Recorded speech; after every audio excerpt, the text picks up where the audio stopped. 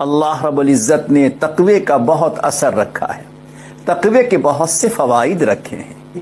اس تقوی کا ایک فائدہ من یتق اللہ یکفر عنہ سیئاتہ، جو انسان تقوی اختیار کرے گا، اپنے ارادے سے گناہوں سے بچے گا، گناہ کی چیزوں سے انسان بچے گا، اللہ رب العزت اس تقوی کی برکت سے اس سے جو سیئات ہو جائیں گے، دوسرے گناہ ہو جائیں گے، ان دوسرے گناہوں کو اللہ معاف کر دیں گے۔ پہلا فائدہ، تقوی کی برکت سے گناہ معاف ہوتے ہیں۔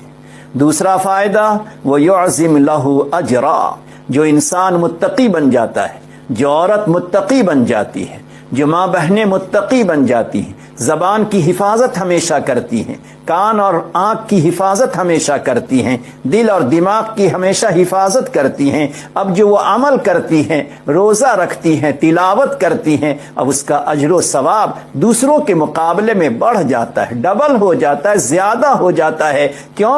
اس لیے کہ اب وہ عمل کر رہی ہے، بندہ عمل کر رہا ہے ایسے جسم سے جو جسم کے تقوی والا ہے۔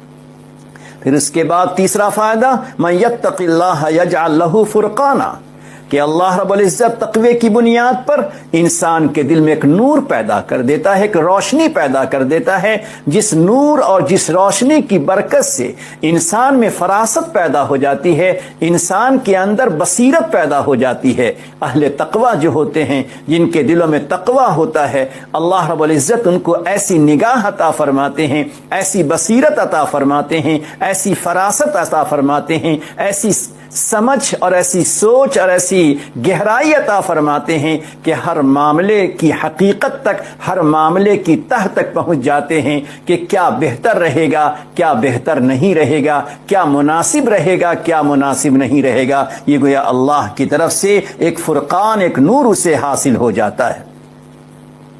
اس کے بعد پھر انسان کو جو چوتھی چیز حاصل ہوتی ہے کہ اللہ رب العزت تقوی کی بنیاد پر اسے پریشانیوں سے نکالتے ہیں۔ وَمَن يَتَّقِ اللَّهَ يَجْعَل لَهُ مَخْرَجًا، کہ جو انسان تقوی اختیار کرتا ہے، جو اللہ کے بندے، اللہ کی بندیاں گناہوں سے اپنے آپ کو بچاتے ہیں، اللہ رب العزت اسی تقوی کو اس کے لیے چھٹکارے کا ذریعہ بنا دیتے ہیں، پریشانی سے، پرابلم سے، ڈپریشن سے، ٹینشن سے، دوسری چیزوں سے اللہ تعالیٰ اسے نجات عطا فرماتے ہیں۔ دنیا کی پریشانی آ سکتی ہے، مصیبت آ سکتی ہے، لیکن مصیبت و پریشانی کے آنے کے ساتھ ساتھ ان کا دل مطمئن ہوتا ہے، دل میں بے چینی اور بے قراری کی کیفیت نہیں ہوتی۔ پھر اللہ رب العزت اسی تقوی کی برکت سے اسے بے حساب روزی عطا فرماتے ہیں، یرزق من حیث لا یحتسب۔ اسی کے ساتھ اللہ رب العزت اہل تقوی، اللہ کی معیت اسے حاصل ہوتی ہے، اللہ کی نصرت اسے حاصل ہوتی ہے۔ وَاعْلَمُوا أَنَّ اللَّهَ مَعَ الْمُتَّقِينَ، جان لو کہ اللہ رب العزت متقیوں کے ساتھ ہے، یعنی جس میں تقوی ہے، طہارت ہے، پرہیزگاری۔ اسی کے ساتھ تقوی کی بنیاد پہ انسان کے اندر اللہ کی محبت پیدا ہوتی ہے، ان اللہ یحب المتقین۔ اسی طرح انسان اگر تقوی اختیار کرتا ہے تو اللہ رب العزت کی طرف سے اس کے عمل کو بہتر سے بہتر بنا دیا جاتا ہے۔ قولوا قولا سدیدا یصلح لکم اعمالکم ویغفر لکم ذنوبکم۔